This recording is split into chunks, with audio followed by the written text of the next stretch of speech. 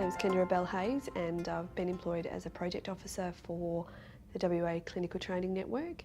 I was requested for this project to explore initially a little bit more areas of low growth in student placements.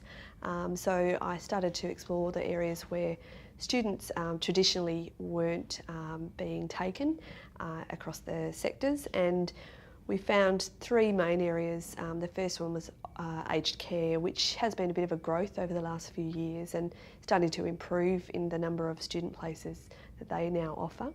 The second area was the justice system, where obviously there's significant health needs in that population and some scope for students, but it's a pretty new and very fresh area. And the third one we looked at was private practice. So the private practice industry is growing, and there's some degree of student placements there, but certainly probably not as many that they have the scope for. So we felt that it was important to start looking into that area specifically a little bit more. We initially surveyed private practices in Western Australia to see what the barriers were and what they found, and the benefits, which obviously is what we need to increase people's awareness of how much having a student on placement can really benefit an organisation. So the toolkit actually works through a little bit of the information from the surveys that we found, where we talked to practitioners who have had students and those who were very reluctant to have students as well.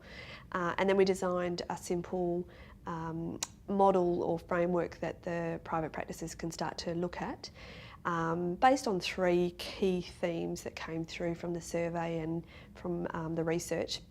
So the first theme was around the idea of benefits. So for the private practice industry, they really needed to start to think about and explore more in depth what benefits a student actually has for them, and to start to really look at both the tangible and intangible benefits of having a student. The second component was obviously the big one for private practices, the cost. So cost was often cited as the most frequent barrier, and in lots of different ways, like loss of time, loss of income, just difficulty supervising and those sorts of elements. So we factored that into the model, and the toolkit helps private practices explore some of the assumptions that are being made about whether they actually can charge for student time. But we wanted to flag for private practices to really just sit down and say, what actually would it cost us to have students, and would the benefit outweigh that, or would we have to seek some sort of financial recompensation? So helping them to do that. And the third part of the toolkit explores the thing that most places have difficulty. Any sector needs support for implementation of placement. So yes, I'm convinced I want to have students on placement, but how do I start? Where do I start? So some templates around orientating students into a private practice.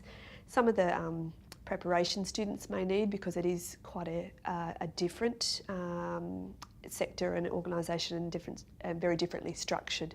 So preparing students better for the environment and the context, and then just down to the things such as client consent, even how to script it so that clients are interested in having students rather than being fearful of what a student might mean in that private practice context. The private practices should find it a really simple, easy tool to access and to start thinking about, one, could they take a student, and secondly, if they're already taking students, how they could do that better.